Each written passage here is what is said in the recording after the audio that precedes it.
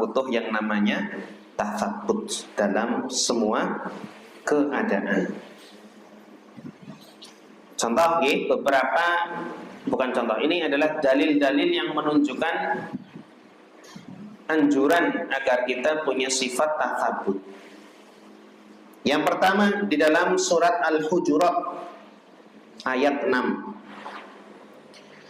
Allah Subhanahu wa taala berfirman, "Ya ayyuhalladzina amanu," wahai orang-orang yang beriman, "in ja'akum fasiqun binaba'in," jika datang kepada kalian seorang yang fasik, orang yang gemar bermaksiat, dengan membawa suatu kabar, ya, datang seorang yang fasik membawa berita, kabar, informasi. Fatabayanu, maka carilah kebenarannya, atau cek dulu kebenarannya, di cross check dulu. Ki berita yang disampaikan temenan apa orang.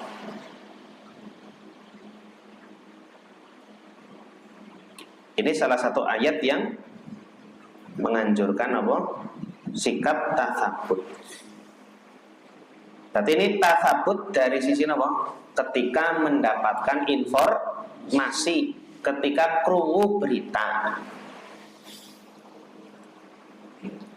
Terus ada lagi ayat lainnya. Surat Al-Isra ayat 36. Surat apa? Al-Isra ayat 36. Allah Ta'ala berfirman, "Wala taqfu ma laisa laka bihi ilm." Janganlah kamu ikuti, ya, sesuatu yang kamu gak punya ilmunya. Janganlah kamu ikuti, ya, sesuatu yang kamu gak punya ilmunya, yang kamu gak tahu. Inna sam'a, karena sesungguhnya apa? Pendengaran, wal basar, penglihatan, wal fu'ada, dan hati. Kullu ulaika kana anhu mas'ula, semuanya akan dimintai pertanggungjawaban. Ya, berarti ini suruh tasabbut dalam hal apa? Banyak sekali, ya. Apa yang kita dengar, apa yang kita lihat, apa yang kita baca, apa yang kita tonton, ya. Kemudian apa yang kita fikirkan dalam hati. Fikirkan itu dalam ini apa ini? Intermezzo, nggih. Berpikir itu di sini apa di sini, Pak?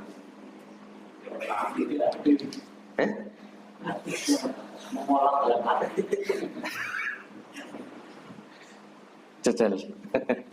Kita takoni panjenengan ini, jenengan agar menentukan benar atau apa? Benar atau salah gitu, nggih. Hak atau batil. Itu di sini atau di sini, Pak? Verifikasi. Verifikasinya nanti di hati. Ini pada bingung, yuk.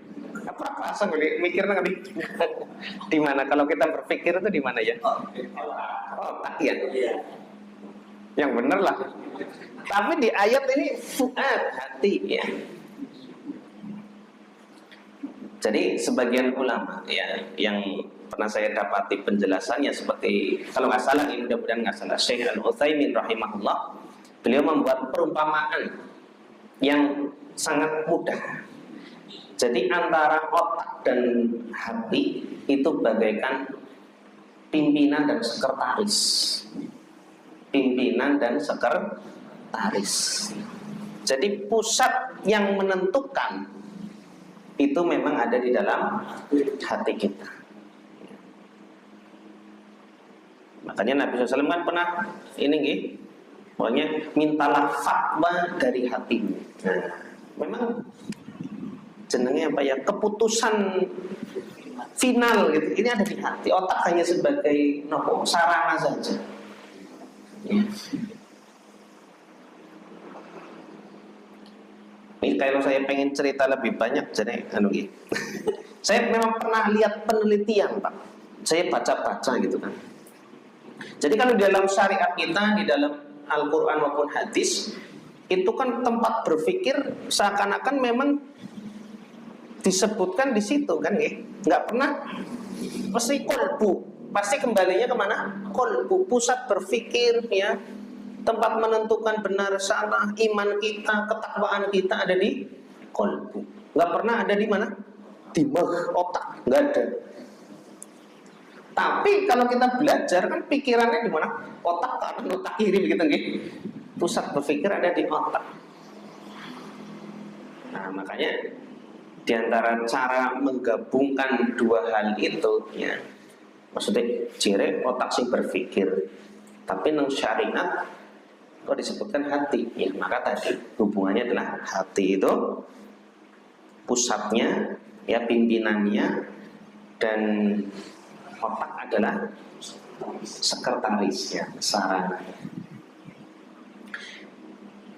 Dan pernah saya coba baca-baca itulah apa ya, sains gitu ya, penelitian kan banyak ya berbahasa Inggris, meskipun yang orang mudah kapten tapi bisa dipahami lah secara garis besar.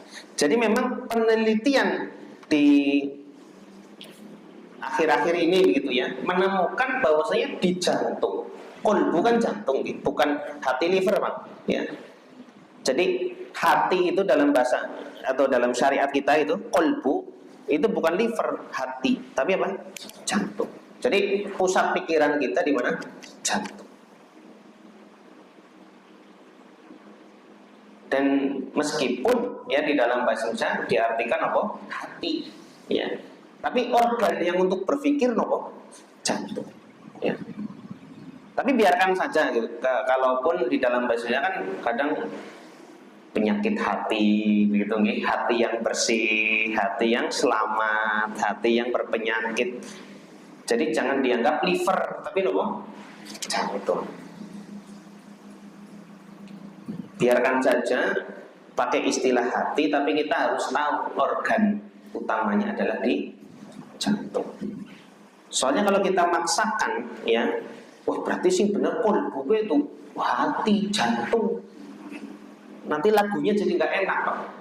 Sebelumnya obat hati 5 perkara, malah jadi obat jantung 5 perkara. Betul itu menjadi obat jantung, bahas penyakit apa gitu. Ya. Kembali lagi, penelitian ilmiah, ya itu menemukan bahwasanya di jantung itu ada semacam syaraf-syaraf seperti otak. Ya. Jadi setelah berapa tahun begitu nih, terbukti bahwasanya di jantung itu juga ada apa?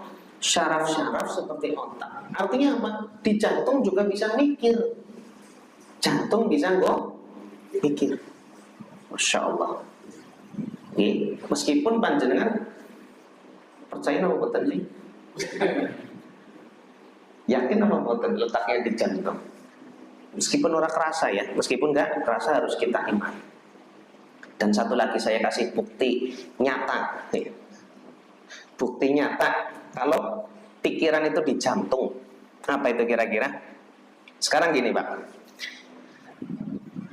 Memang kalau orang-orang yang sedang menghadapi ujian tes gitu ya, anak sekolah, anggar mumetnya kelihatan. Sirah gitu. Otaknya yang lagi bekerja, kermut-kermut. Tapi sekarang, Pak, kalau level kehidupannya semakin tinggi, ya wis dadi bapak-bapak misalnya, usianya sudah semakin dewasa, kemudian dia menghadapi ujian yang sangat berat, sing dicekeli apa kira-kira? Dada. Nggih. utang akeh kon disaur ngesuk lho mate kaya apa nggih. Ki sing dicekel ora ki maning tapi apa? Pegat teman ki kon ngesuk ya, nyaure. Berarti ini pimpinannya sudah turun tangan, terasa berat. Ya. Jadi tergantung ujian juga memang ya. Kalau pikirannya masih nggak ada ujian sekolah ya masih sekretaris ya. Iya, wakilnya disit sing kon turun tangan. Tapi harus ujian sing semakin nyata gitu kan. Ujian kehidupan kan ya, artinya kan ujian sekolah orang nyata gitu. Tapi kan ujian kehidupan ya, ada yang ditimpa dengan ujian yang berat. Ya biasanya akan terasa sesak di sini. Ya. Naudzubillah min dzalik ya. Cuma ini bukti bahwasanya ya itu tadilah hubungan antara sekretaris dan pimpinan. Begitu sepirang menit malah bahas gitu. Baik. Tadi kita lagi bahas apa sih? Innas sam'a wal basara wal fuada, ya. Pendengaran, mata, hati, ya. Semuanya akan dimintai pertanggungjawaban. Jadi apa? Tasabut, ya, hati. Ya. Jangan langsung apa yang didengar, ya apa yang dilihat, apa yang dipikirkan itu benar kabeh. Maksudnya gitu. Aja langsung diikuti, ya, tapi cek dulu. Niku nggih. Sebagaimana dinasihatkan juga oleh Nabi kita Muhammad sallallahu alaihi wasallam di dalam hadis riwayat Bukhari dan Muslim. Nabi sallallahu alaihi wasallam bersabda, "Innal 'abda la yatakallamu bil kalimati ma yatabayyanu ma fiha." Sesungguhnya ada seorang hamba yang kalau ngomong itu nggak difikirkan dulu. Nih, ada seorang hamba yang kalau ngomong apa? Tidak difikirkan terlebih dahulu. Maka apa yang terjadi? Yahwi biha finnari. Maka gara-gara itu asal ngomong, asal ceplos, maka dia akan dijebloskan ke dalam neraka yang ab'ada ma bainal masyriqi wal maghrib, yang dalamnya itu lebih jauh jaraknya daripada timur dan barat, ya. Yang dalamnya itu atau lebih dalam daripada jarak timur dan barat. Ini ada ancaman nih. Orang yang dijebloskan neraka gara-gara ngomong ceplos-ceplos, kalau ngomong tidak difikirkan. Ini belum bicara ngomong salah gitu. Belum bicara ngomong salah, tapi baru perbuatan ceplos-ceplosnya. Kalau ngomong nggak difikirkan terlebih dahulu, itu saja sudah dapat ancaman. Karena bisa jadi apa yang disampaikan itu ya memang 50-50 gitu ya, 50-50 kalau nggak dipikirkan terlebih dahulu. Tapi kayaknya kebanyakan apa? Pasti salahnya gitu ya, pasti salah.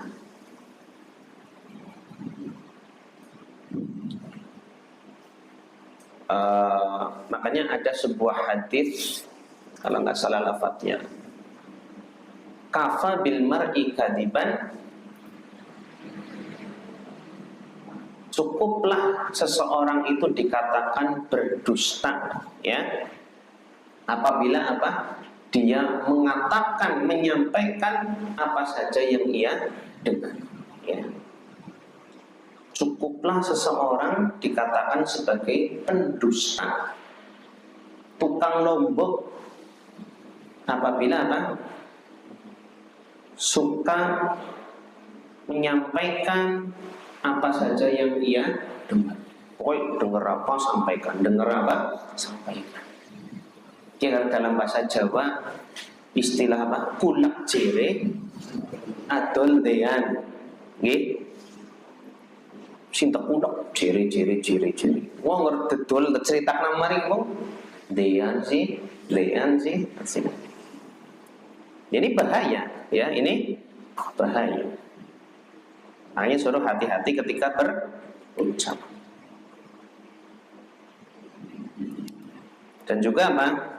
Ya, ada ungkapan lagi, Bang. Ya, ada perbedaan antara titip duit dan titip omongan lagi. Ini berasa saya sampaikan ya. Titip duit itu dikurangi. Tapi kalau titip omongan pasti ditambahi. Makanya tadi kata Nabi SAW, pasti ngelombone anak. Pasti anak ngelombone. Ya. Itu makanya hati-hati ya. Ketika mendengarkan informasi, ya ditasabut dulu. Ya. Ketika melihat kejadian, tasabut dulu. Ya. Termasuk ketika mau apa? Berbicara, tasabut dulu. Ya. Apa namanya sekarang kan ngetik begitu ya, share, ya. Itu harus tasabut.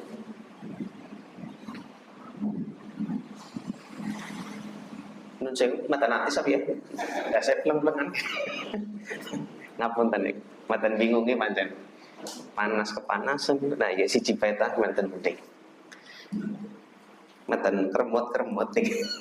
Sekretarisnya lagi mikir. Baik. Dan tasabut itu penerapannya dalam hal apa? Tadi kan sebagian sudah kita sebutkan ya, pendengaran, terus apa? Penglihatan, kita mau bicara ya. Nah ini hal apa saja yang biasanya perlu ditasabuti? Yang paling urgent adalah masalah agama. Masalah apa? Babagan agama ya. Terutama ya yang biasanya marak terjadi itu apa? Tentang hadis Nabi ya sallallahu alaihi wasallam. Jadi ada informasi, apalagi zaman sekarang nih, apa namanya, media sosial gitu nih, WhatsApp. Biasanya kan tentang ada apa? Amalan-amalan gitu ya. Amalan-amalan. Nanti barang siapa mengamalkan ini itu dapat ini itu kasih gini. Ngisore hadis riwayat apa. Ya. Bahkan ada hadis riwayat Bukhari, tapi Bukhari kok ngendi.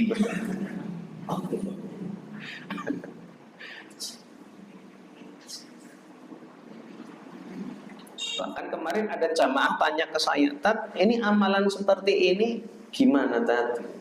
Lo lihat di mana? TikTok. TikTok. Nah, kita hadis riwayat TikTok. Berarti amalannya ngarang banget lah, baca sekian nanti gini. Dapat keutamaan sekian. Wis kenal lah secara ngarang sih. Lihat di mana jare? Itu di TikTok. Kalau kita hadis riwayat TikTok yang atas nih. Jadi ya jangan mudah percaya. Memang ini penting gitu ya. Memang dalam masalah agama kita perlu tasabut. Ya, ilmu itu perlu tasabut. Cek ya, ayatnya benar enggak? Hadisnya benar atau tidak? Kalau benar baru kita amalkan. Ya. Bahkan sebagian tokoh ada yang caranya mengingkari hal itu. Gitu. Ketika ditanya, ini sih dalilnya apa, gitu ya? Orang percaya maring ulama, orang percaya maring ustadz. Ya Allah. Kan ustadz atau ulama bukan patokan, ya enggak? Yang dari patokan itu apa? Dalilnya ya qala Allah ya wa qala Rasul sallallahu alaihi wasallam. Jadi orang yang bertanya tadi ke ustadznya benar, sikapnya benar, ya pengen tasabut nggih. Ki kon ngamal lagi ana dalile napa mboten? Malah tuh orang percaya karo nyong gitu. Nah ini berarti nggak paham nih kalau agama kita mengajarkan sikap tasabut. Ini dai-nya yang keliru ya. Jujur banget nek anu pancen ngarang ya dari ngomong ngarang kan.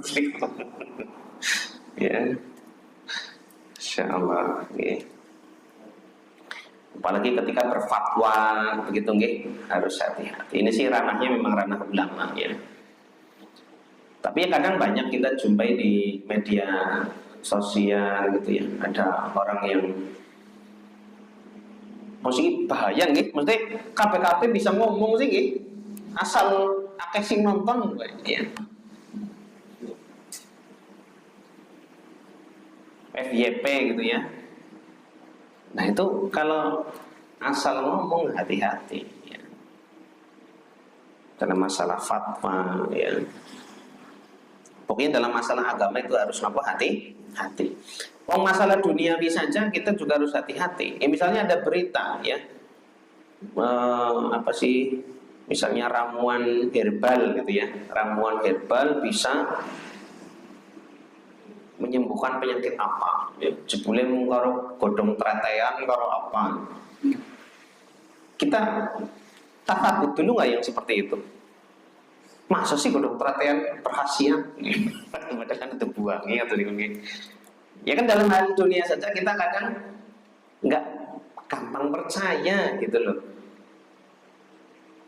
Apalagi perkara akhirat yang ujung-ujungnya ini apa?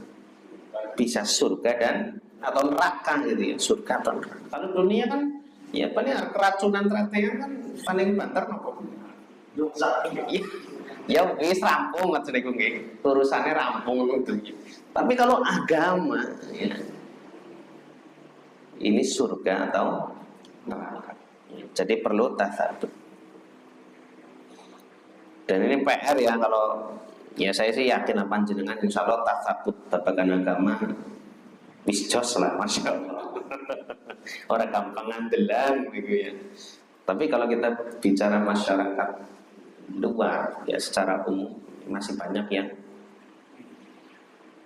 mudah yang terbawa, ya nggak difikirkan terlebih dahulu. Ya. Sering banget itu ya kita jumpai. Bahkan kayak yang kemarin itu apa? Lebaran 2 tahun lalu apa ya? Yang lebaran duluan gara-gara ditelepon sama Allah.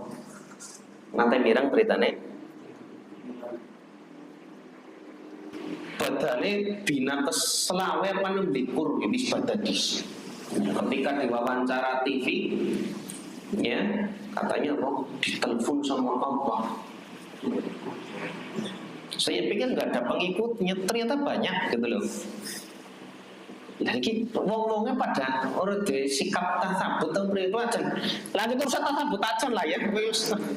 Orang tasabut jero-jero wis yang tenalar, masa ditelepon sama Allah. Nanti jajal bahas apa ini?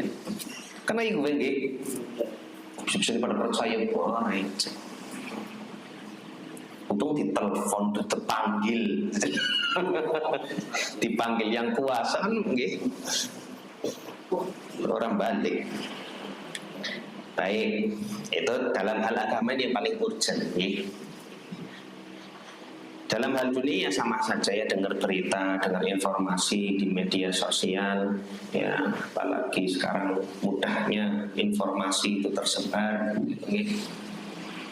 Maka kita perlu sikap tasabut. Baik, kaum muslimin sekalian rahimani wa rahimakumullah.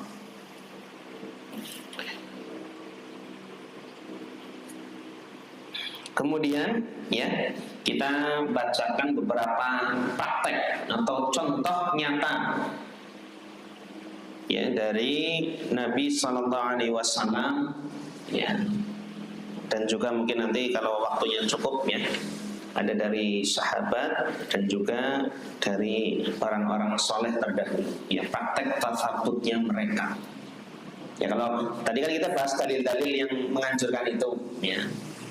Nah, sekarang kita lihat contoh nyata. Kita lihat dari Nabi SAW terlebih dahulu. Ya.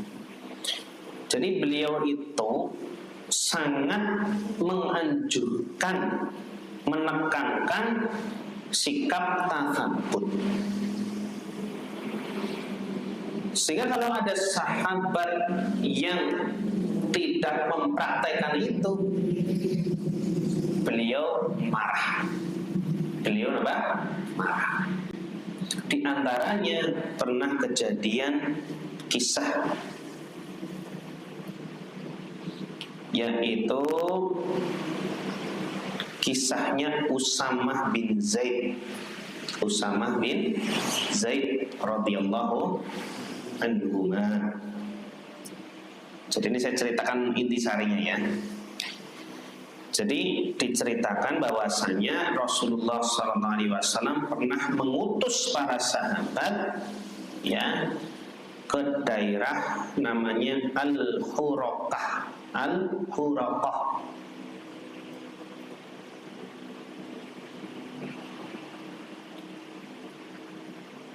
Sampai akhirnya Usamah bin Zaid itu ya mendapati seorang Ansor, ya, sampai mendapati seorang Ansor. Kemudian orang Ansor tadi ya ketika sudah hampir kecekel oleh Usamah bin Zaid, orang tadi mengucapkan la ilaha illallah. Tapi ya Usamah bin Zaid tetap membunuhnya, ya, tetap membunuhnya. Jadi kan mungkin terjadi perang gitu ya, terjadi perang ya. Kemudian mungkin orang ini yang dikejar-kejar sudah apa? Ya, kepontol bagaimana Allah alam ya. Pokoknya akhirnya masuk Islam gitu aja. Ya. Mengucapkan la ilaha illallah. Tapi Usamah bin Zaid tanpa pikir panjang langsung apa? Sesuai. Dan berita itu sampai pada Nabi Sallallahu Alaihi Wasallam. Langsung ditegur, ya Usamah, aqtaltahu ba'da ma qala la ilaha illallah. Apakah kamu membunuh seseorang yang telah membaca la ilaha illallah? Berarti kan membunuh seorang muslim, ya. Maka Usamah bin Zaid mengatakan, kana muta'awwidan. Dia mengucapkan itu hanya untuk apa? Melindungi diri sendiri ben ora dibunuh, ya. Atau di dalam riwayat ini dikatakan inna maqalaha khaufan minas silah. Ya, dia bilang begitu gara-gara takut sama pedang. Ya, intinya baca tahlil itu gara-gara ada udang di balik batu, kan gitu nih. Maka sikap yang sembrono seperti ini gitu ya, maksudnya langsung alah paling anu lompoan gawe-gawe lah, orang jujur orang langsung jelas, ya, nggak ada takabut dulu gitu ya, langsung saja. Maka ini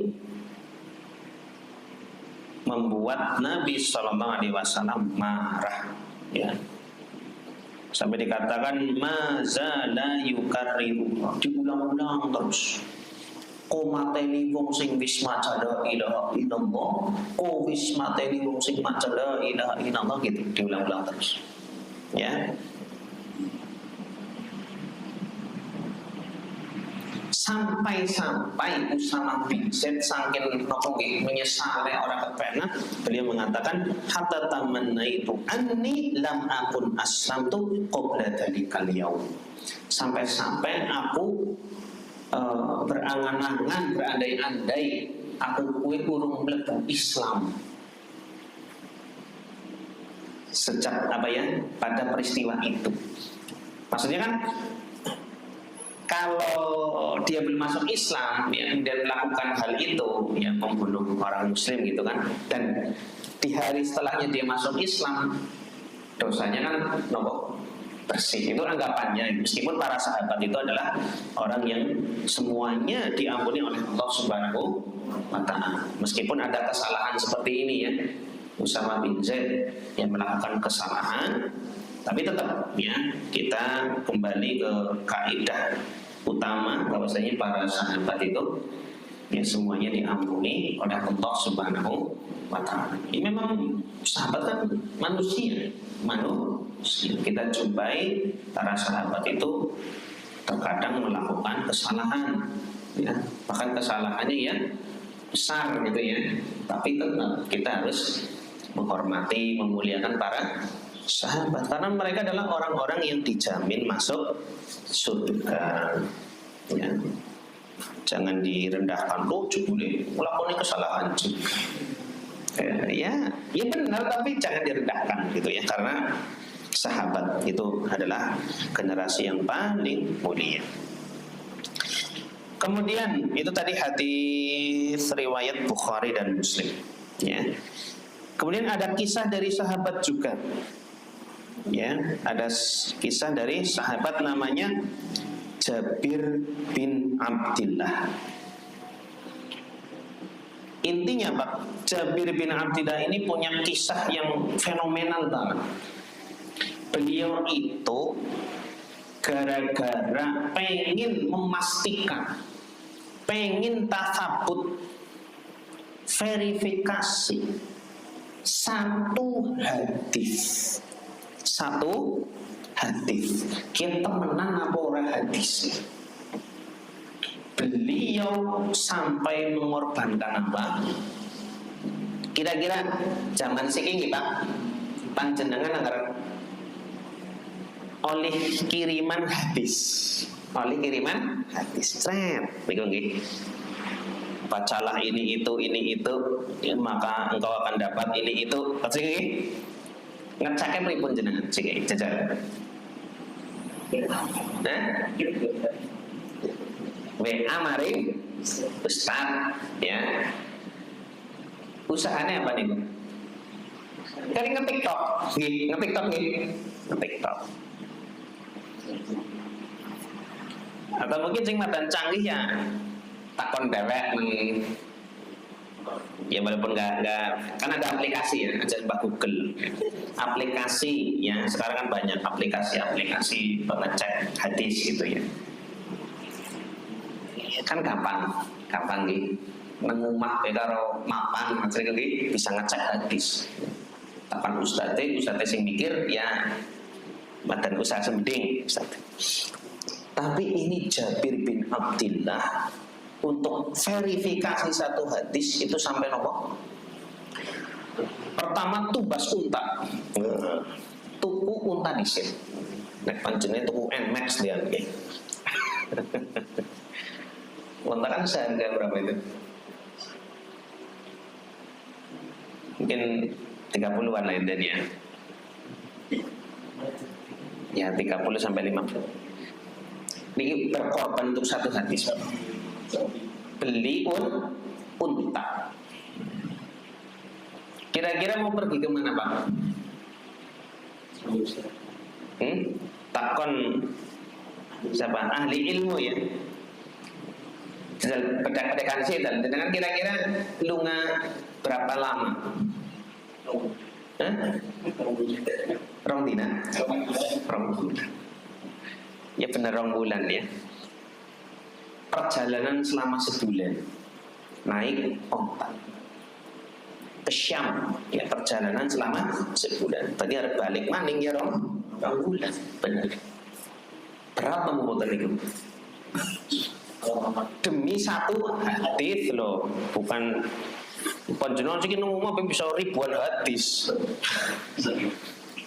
Kali-kali maca Quran, buku yang bisa anak buku anak hadis ya, ribuan hadis orang tahu tuh baca. Ya, tapi masya Allah, Jabir bin Abdillah ya, demi ngecek satu hadis beliau rela beli unta, setelah itu melakukan perjalanan selama 1 bulan untuk ketemu satu orang ya yang namanya itu Abdullah bin Unais ya, Abdullah bin Unais. Kemudian baru ya, apa benar hadisnya seperti ini baru dijelaskan. Baik, itu secara ringkas saja. Kemudian mudah-mudahan saya nggak salah ya, Abdullah bin Unais ya. Kemudian kisah terakhir Pak, yaitu dari orang-orang soleh terdahulu, yaitu seorang khalifah bernama Umar bin Abdul Aziz ya, Umar bin Abdul Aziz, di mana beliau pernah mendapatkan berita ya dari seseorang.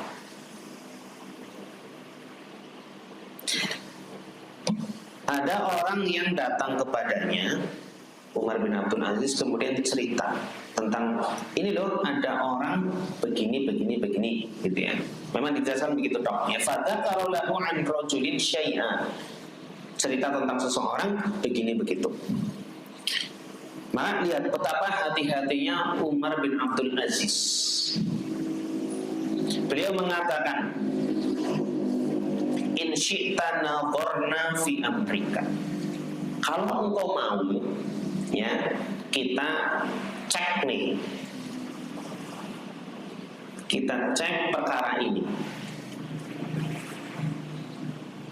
Fa in kunta kadziban fa anta min ahli hadhil ayah. In ja'akum fasiqun binaba'in fatabayyanu. Ya. Jadi dia kan bawa cerita ya, orang ini begini begitu. Terus Umar bin Abdul Aziz menawarkan, kalau kepengen kita cek yuk ya. Tapi kalau kamu adalah orang yang berbohong, maka kamu masuk dalam ayat ya tadi surat Al-Hujurat yang sudah kita bahas tadi ya. Jika datang kepadamu orang fasik dengan sebuah berita, fatabayyanu, maka ya tabayyunlah. Berarti maksudnya apa? Ini kalau kamu bohong, kamu orang yang fasik. Wa in kunta shadiqan, lah tapi kalau kamu orang yang benar, nanti setelah kita cek kamu orang yang benar, kira-kira apa? Bagus gitu, jujur, kayak gitu? Enggak. Ternyata apa? Fa anta min ahli hadhil ayah. Kamu termasuk orang yang disebutkan dalam ayat ini. Ayatnya pujian apa celaan? Celaan. Yaitu apa? Hamazim masya'im binamim. Kamu itu orang yang apa? Suka ghibah ya, dan suka apa? Menyebarkan adu domba. Insyaallah ya. Ini sikap hati-hatinya Umar bin Abdul Aziz ya. Kasih pilihan lagi, wa in syi'ta, dan kalau kamu mau ngafauna anka ya, danlah kita anggap angin lalu saja, tak maaflah ya. Tadi kan dua pilihan tadi ya, kita usut berita ini, tapi ada kemungkinan kalau kamu bohong, kamu orang fasik. Kalau kamu orang yang jujur, tapi apa? Suka ghibah dan adu domba. Tapi kalau kamu mau, ya, dah kita lupakan saja perkara ini. Maka orang tadi mengucapkan al-afwu ya amirul mu'minin la a'udu ilaihi abada. Ya. Minta maaf wahai amirul mu'minin, ya aku enggak akan ulangi lagi. Masya Allah. Jadi memang itu sikap yang baik ya. Kalau kita dengar cerita kayak lo pakai kayak gini malah jenengan apa biasanya temenan berarti gue mulai tuh kompromi pancen ya, dan inginannya kayak gue persis ya, jadi pada baik nah, ini makanya perlu apa? Tasabut. Angel apa buatan ini? Angel ya, nyampe yang ngerasa angel gitu. Insya Allah ini perlu dicontoh ya. Angger lombo berarti wong fasik, angger jujur ghibah. Sini ketemu ya. Insyaallah. Baik, alhamdulillah berarti selesai ya. Mudah-mudahan Allah Ta'ala berikan kita kemudahan bisa mengamalkan akhlak mulia yang satu ini, yang diberi nama at-tatsabbut ya. Meskipun susah ya, meskipun susah ya, kita hanya mengharap taufik dari Allah Subhanahu wa taala ya. Kemudian kita latihan ya, kita latihan. Harus ada sebabnya agar kita bisa mendapatkan hidayah dan taufik dari Allah. Ya kita latihan, kita berusaha ya menerapkan sifat ini dalam segala hal. Mudah-mudahan bisa terlaksana ya. Allahumma amin ya rabbal alamin. Kita cukupkan, terima kasih atas perhatiannya. Jazakumullahu khairan. Mohon atas segala kekurangan dan kesalahan ya, karena waktunya juga sudah lewat batas lama ya. Kita akhiri dengan doa kafaratul majlis. Subhanakallahumma wa bihamdika asyhadu an la ilaha illa anta astaghfiruka wa atubu ilaik. Wassalamualaikum warahmatullahi wabarakatuh.